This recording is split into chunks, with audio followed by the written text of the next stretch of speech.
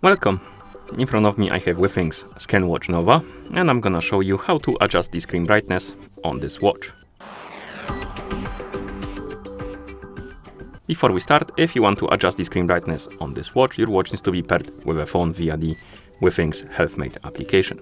Once the devices are paired together, we can continue, and now we can open the Withings HealthMate application on the phone that is paired with our watch. Once you open the app, you should see the home page. Now tap on the device icon in the top right corner.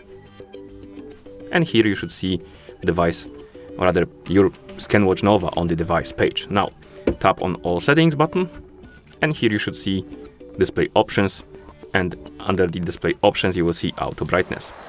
By default it will be enabled, so we're gonna disable it, and now we can adjust the screen brightness by swiping on the slider. And once you're done, of course, you can close the app. And that's how you adjust the screen brightness on this watch. Thank you for watching.